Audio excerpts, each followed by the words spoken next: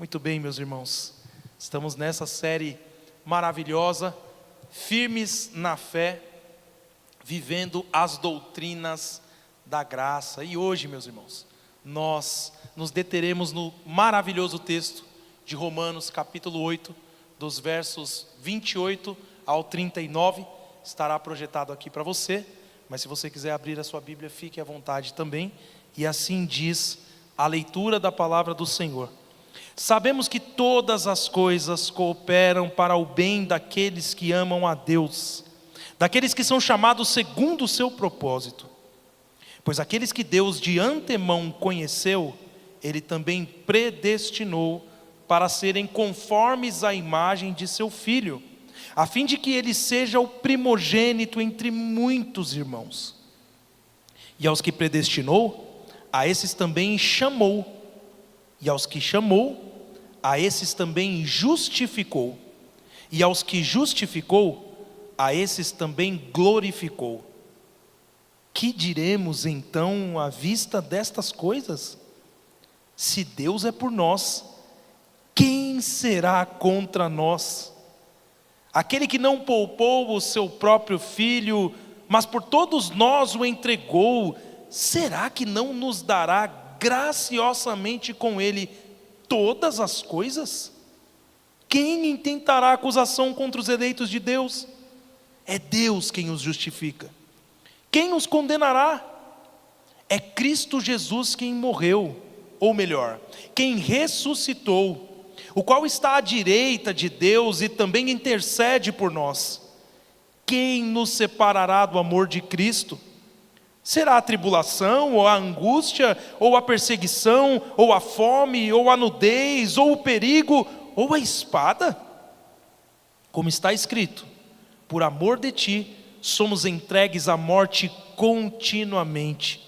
Fomos considerados como ovelhas para o matadouro.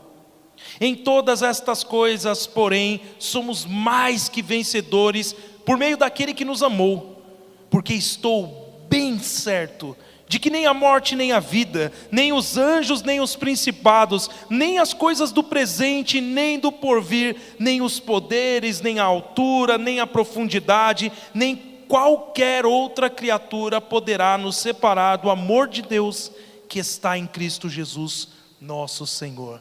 Aleluia! Esse texto é maravilhoso, meus irmãos. Mas, na verdade, não somente esse texto, a carta de Paulo aos Romanos, é como que fosse uma catedral majestosa, em que os fundamentos foram lançados lá na eternidade, e que o teto vai até o céu, toca o mais alto que nós podemos enxergar. Ao longo dos primeiros 7 capítulos dessa carta de Paulo aos Romanos, o apóstolo já havia nos conduzido pelos corredores escuros da depravação humana, quando ele fala sobre o pecado e sobre o que o pecado causou em nossa vida. Ele mostrou para nós a porta muito estreita da justificação pela fé e nos levou subindo as escadas da santificação no Espírito. Mas aí, quando nós chegamos aqui, ao final do capítulo 8, nós atingimos o ponto mais alto dessa catedral, o ponto mais glorioso da revelação bíblica, o ponto no qual nós podemos enxergar o horizonte infinito do amor de Deus por nós. E é aqui que esse manifesto eterno do Senhor atinge o seu clímax triunfal, mostrando a profundidade do amor de Deus por nós. Quando nós olhamos esse trecho final da carta, Paulo, na verdade do capítulo 8, Paulo não está apenas apresentando uma espécie de teoria teológica fria, mas o que ele está fazendo é responder aos gemidos da criação caída e às lágrimas dos santos perseguidos. E nós temos que nos lembrar que santo na Bíblia são aqueles que seguem o Senhor. Não santos porque não pecam, mas santos porque foram separados, dos quais nós, quando entendemos a mensagem da cruz, quando temos os nossos olhos abertos pelo Evangelho, fazemos parte desses santos também. Paulo sabe que a jornada cristã é marcada por tribulações e por angústias, por perigo e por espada e por tantas coisas que nós vemos hoje em nossa vida e vemos na história da humanidade. Só que a resposta de Paulo não é uma resposta que mostra algo que nós fazemos pela nossa própria força humana, mas na verdade a resposta de Paulo é rendição absoluta à fidelidade de Deus, que é aquele que planejou a nossa salvação antes que o tempo existisse. Um Deus que não foi pego de surpresa pelo pecado, mas que já tinha um plano para nos tirar do poder do pecado. O capítulo 8 começou com nenhuma condenação. Quando você lê lá, o capítulo começa dizendo: agora pois já não há nenhuma condenação para aqueles que estão em Cristo Jesus. E o capítulo termina com nenhuma separação. Aqueles que não podem ser mais condenados, também não podem nunca mais serem separados do Senhor. E o que ele faz com isso é criar uma espécie de círculo inquebrável entre nós e o Senhor, um círculo de segurança para todo aquele que está em Cristo Jesus. E é por isso, meus irmãos, que o objetivo dessa noite, desse sermão, é ancorar a nossa alma na soberania de Deus. Nós vivemos em um mundo cheio de incertezas. Alguém aqui sabe quem vai ganhar a eleição? Quem vai ganhar a Copa do Mundo? Como é que vai ficar a taxa Selic? Quanto que vai valer o nosso real o ano que vem? Não sabemos. É um mundo de incerteza, na qual a nossa própria fé vacila muitas vezes diante do sofrimento que nós vivemos nesse mundo caído. Só que a perseverança dos santos, que é a doutrina que será tratada a partir desse texto aqui, na verdade, diz respeito a uma preservação da fé em nossa vida, operada e conduzida pelo próprio Deus. Não somos nós que seguramos com força a mão de Deus para que nós não caiamos nas armadilhas do mundo. Na verdade, é a mão fiel do Senhor que nos segura com um amor incondicional que nenhum poder cósmico, em nenhum lugar, em nenhum momento pode romper. É um elo inquebrável entre o Senhor e nós. Por isso, o meu desejo para cada um de nós essa noite é que o Espírito Santo abra os nossos olhos para que a gente possa contemplar essa segurança inabalável que é a segurança do povo de Deus. O tema da nossa mensagem de hoje é guardados pela mão fiel, a perseverança dos santos. E em resumo nós veremos que nossa segurança está nas mãos de Deus, simples assim.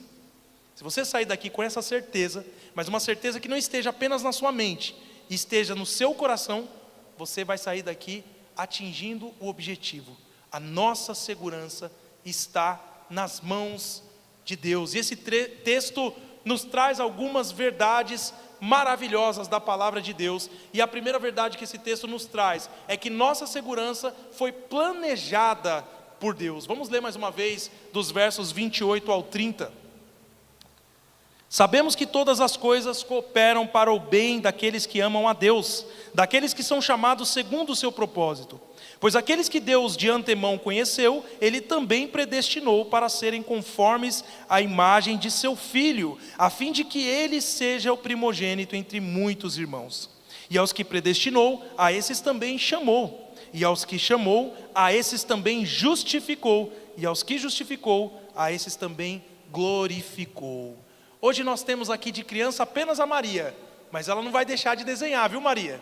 Quero que você desenhe uma corrente de ouro, tá bom? Uma corrente de ouro. Meus irmãos, Paulo, nesse momento, está falando sobre os sofrimentos do tempo presente, lá no tempo que ele vivia, mas sofrimentos que nós podemos ver hoje também. E os gemidos da criação, e os gemidos também dos filhos de Deus, que aguardam a redenção final. E redenção final nada mais é do que o momento em que nós nos encontraremos com o Senhor de forma definitiva. O apóstolo aqui está concluindo uma sessão que começou lá no capítulo 5 de Romanos, sobre os frutos que nós recebemos em nossa vida através da justificação pela fé. Então ele contrasta a solidariedade, a nossa participação na morte de Adão, com a nova participação agora da nossa vida em Cristo Jesus. Por isso ele começa com uma afirmação de conhecimento espiritual. Ele diz: sabemos, nós sabemos. E é um saber que não diz respeito a uma intuição vaga. Olha, eu acho, eu estou inferindo que. Não, sabemos com a confiança de que Deus causa ou faz com que todas as coisas cooperem para o bem. Todas. O que inclui até mesmo as coisas más, as dificuldades da nossa vida, como sofrimento, como perseguição.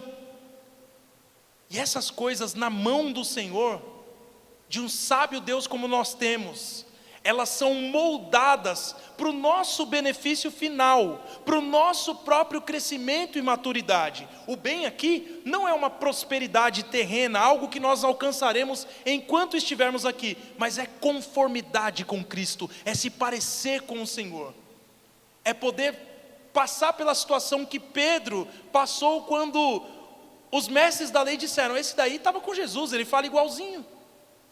É esse tipo de identificação. E a base dessa providência é o conhecimento prévio de Deus. Quando o texto diz que ele conhece de antemão, não diz respeito a apenas prever aquilo que o ser humano faria. Na verdade, diz respeito a um amor distintivo e um amor soberano que Deus colocou sobre o seu povo antes da fundação do mundo. Ele não apenas previa, ele sabia e ele fez um plano para nos alcançar. É como John Murray destaca, dizendo: é um amor que faz o objeto existir, no caso nós somos o objeto, e o separa para si mesmo. O Senhor nos fez e o Senhor nos trouxe para perto dele. O próprio Deus não previu a nossa fé para então nos escolher. Na verdade, foi o contrário, ele nos amou para que nós pudéssemos ter fé e crer nele. Então, aquele que Deus amou, ele também predestinou. Ele predestinou. E qual é o alvo da predestinação do Senhor? É a santidade. O alvo do Senhor ao nos predestinar é que nós sejamos conformes à imagem do seu Filho. Cristo aqui é um modelo, é o primogênito entre muitos irmãos. A segurança do cristão, meu irmão, não reside no fato de que o propósito de Deus ao nos salvar é glorificar ao seu Filho. Na verdade, a nossa segurança é saber que o propósito de Deus ao nos salvar é glorificar o seu Filho, através de uma nova humanidade redimida. O que o Senhor quer é pegar vasos frágeis, inseguros, ansiosos e transformar em pessoas que têm uma fé ancorada no próprio Filho de Deus.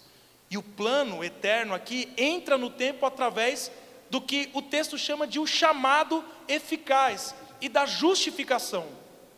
Esse chamado é o convite soberano do Espírito que desperta o nosso coração quando nós ainda estávamos mortos, como nós vimos nas primeiras mensagens dessa série de mensagens. Já a justificação é o veredito legal no qual Deus declara que o pecador é justo com base na obediência de Cristo e não na obediência do pecador, que é o que nós vemos em Romanos capítulo 5. Por isso, meus irmãos, não há falha nenhuma neste processo. Todos aqueles que são predestinados são infalivelmente chamados e justificados pelo Senhor.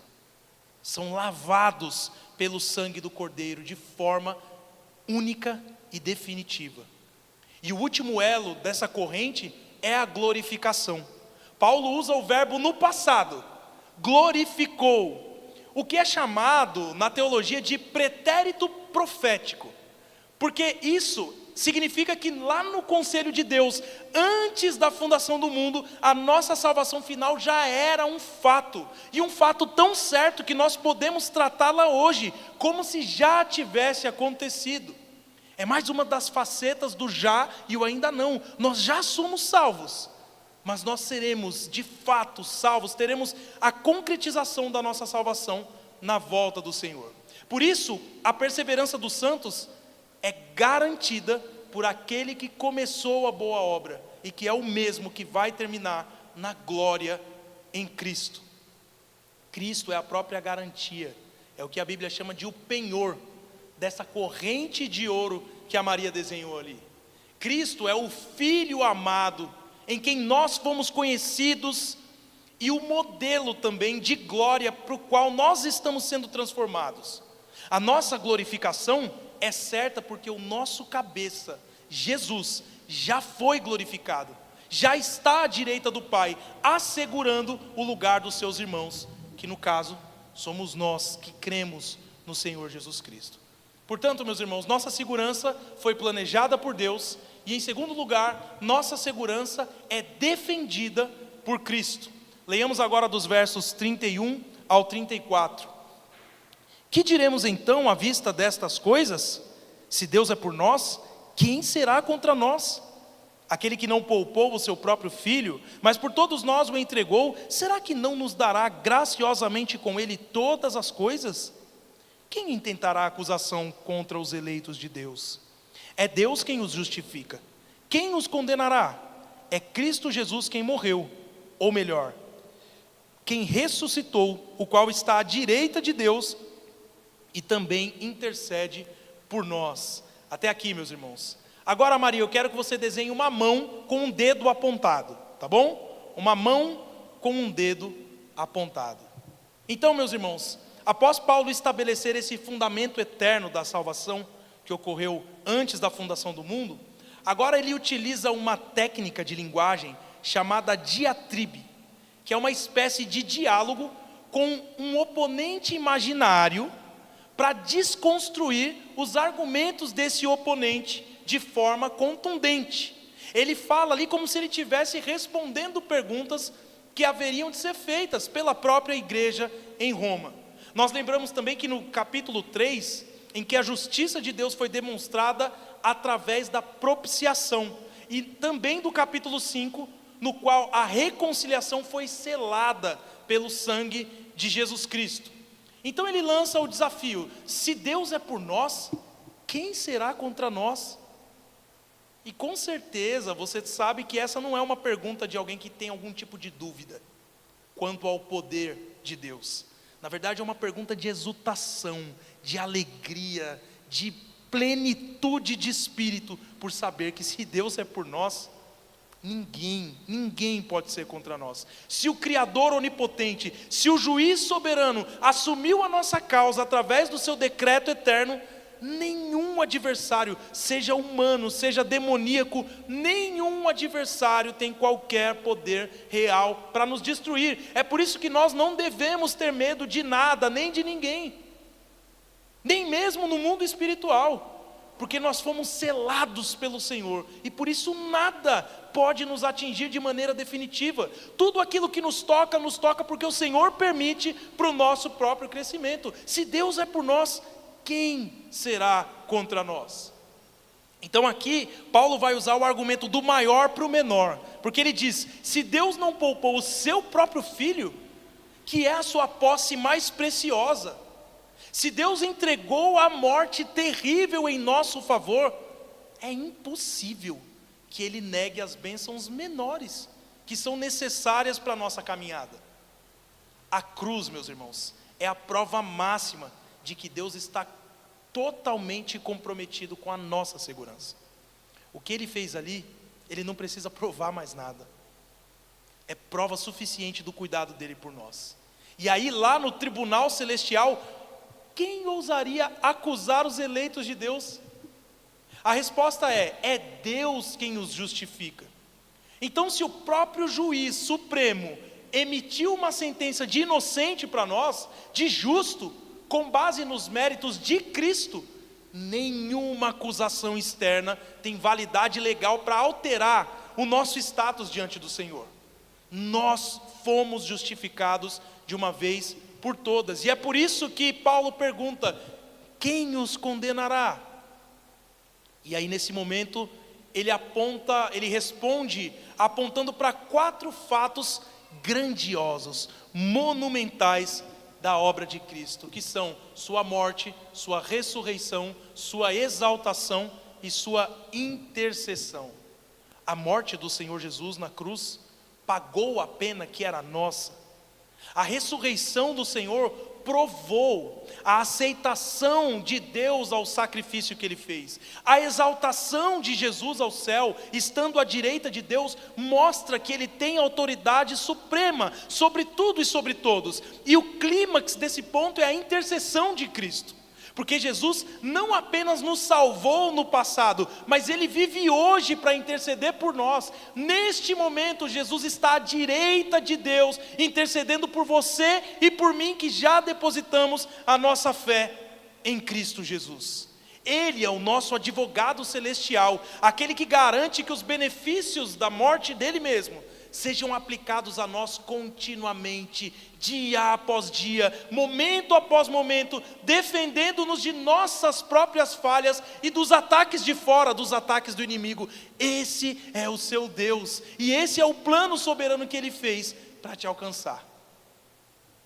Por isso, meus irmãos, nossa segurança foi planejada por Deus, a nossa segurança é defendida por Cristo, e por fim, nossa segurança é sustentada pelo amor de Deus. Vamos ler agora dos versos 35 ao 39. Quem nos separará do amor de Cristo? Será a tribulação, ou a angústia, ou a perseguição, ou a fome, ou a nudez, ou o perigo, ou a espada? Como está escrito, por amor de ti, somos entregues à morte continuamente. Fomos considerados como ovelhas para o matadouro. Em todas estas coisas, porém, somos mais que vencedores, por meio daquele que nos amou. Porque eu estou bem certo de que nem a morte, nem a vida, nem os anjos, nem os principados, nem as coisas do presente, nem do porvir, nem os poderes, nem a altura, nem a profundidade, nem qualquer outra criatura poderá nos separar do amor de Deus que está em Cristo Jesus, nosso Senhor. Até aqui, meus irmãos. Maria, o último desenho que você vai fazer é de uma mão gigante segurando um barco, tá bom? Uma mão gigante segurando um barco. Se você conseguir fazer uma tempestade, melhor ainda. Mas se não der, não tem problema. Você já entendeu o que eu quero com isso. Então, meus irmãos, Paulo nos move agora para o foco do tribunal. Aliás, ele nos tira do tribunal legal de Deus para a experiência relacional do amor de Deus conosco. Aí a gente se lembra da demonstração do amor de Deus lá no capítulo 5, onde o amor é derramado no coração pelo Espírito Santo. É o que foi nos explicado ali no capítulo 5. E aqui ele vai personificar essa vitória final do cristão sobre todas as forças do universo. Ele começa perguntando o que pode nos separar do amor de Cristo. E aí ele lista 7 ameaças reais: tribulação, angústia, perseguição, fome, nudez, perigo, espada.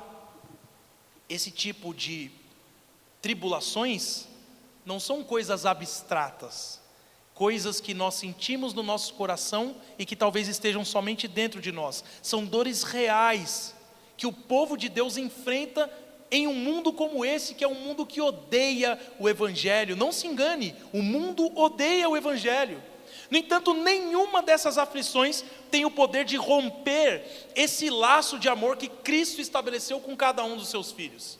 Então, quando Paulo cita o Salmo 44, ele reconhece que ser cristão pode significar ser entregue à morte o dia todo e ser contado como ovelha indo para o matadouro. Mas o sofrimento aqui não é um sinal de que Deus nos abandonou. Pelo contrário, é muitas vezes a marca da nossa identificação com o sofrimento de Cristo. A fraqueza aparente da ovelha esconde a força invencível do pastor. E é nele que nós confiamos, é no bom pastor.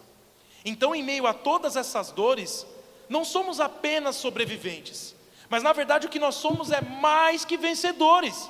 E você pode dizer que aquele crente que está passando dificuldade, aquele que está com dificuldade de pagar suas contas, aquele que está com uma doença terminal, aquele que tem problemas em seus relacionamentos é mais que vencedor. Porque ele não é vencedor em sua própria força, ele é vencedor na força e coragem extraordinária do Senhor. É por meio daquele que nos amou. A nossa vitória não consiste em que as nossas próprias armas são armas poderosas, são armas que podem ser usadas contra o inimigo, mas na verdade a nossa vitória está nas armas espirituais disponíveis a nós através da nossa vida de oração. Por isso as tribulações são formas de nos transformar, de nos aproximar mais do Senhor em meio a todas as dificuldades que nós passamos neste mundo. E Paulo expressa a sua convicção pessoal firme quando ele diz: estou bem certo. E aí ele começa uma lista cósmica que abrange os maiores medos humanos. O primeiro, a morte. Opa, quem não tem medo da morte? Nem morte, vida, mundo espiritual, anjos e principados, a dimensão do tempo, o presente, o futuro. Nós sabemos que o presente passa sim. Muitas vezes nós temos medo do que virá, muitas vezes nós sofremos pelo que passamos no passado. Nada na cronologia ou na hierarquia espiritual pode abalar o decreto divino que Ele fez para aqueles que são seus filhos. E aí ele encerra essas dimensões do espaço com altura e profundidade e a abrangência de qualquer outra criatura. Nada em todo o universo criado tem o poder de nos arrancar do amor de Deus que está em Cristo Jesus, nosso Senhor. Meus irmãos, o amor de Deus é inseparável porque está ancorado na pessoa e na união inquebrável que nós temos com Jesus Cristo. Tem uma música do Estênio Marcius, lá vem eu, com as músicas, que diz assim: batidas no meu coração dependem desse maestro, e grito ao universo inteiro: quem pode me separar? Silêncio na terra e no mar, silêncio nos mundos distantes, pois nada me arranca dos braços daquele que me amou primeiro.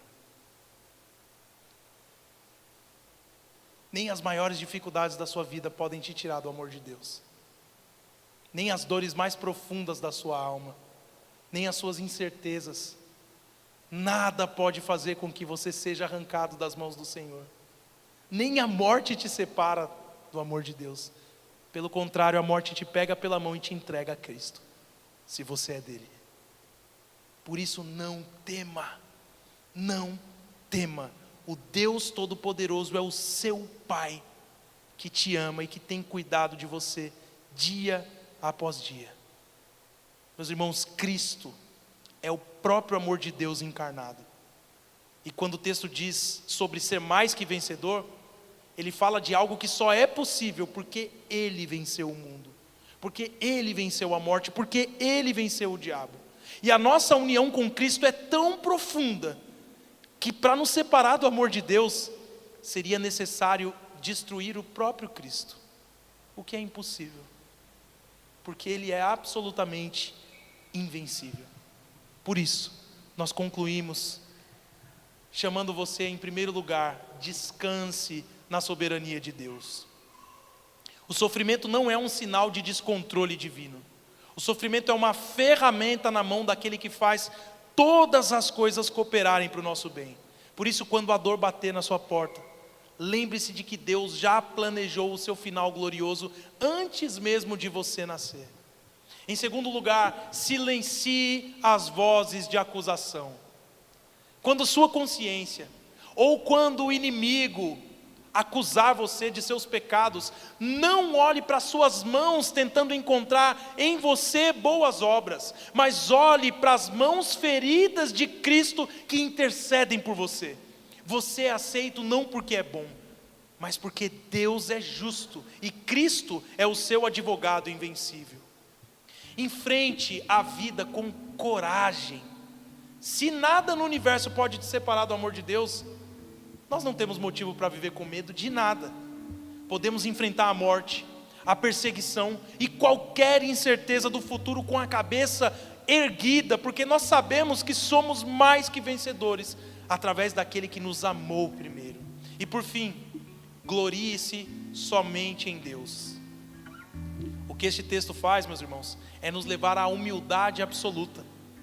A nossa salvação começou em Deus, é sustentada por Deus, terminará em Deus, para a glória de Deus.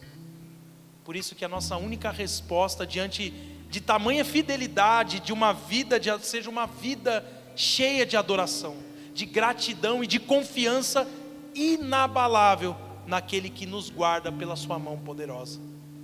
Gratos ao Senhor que cuida de nós,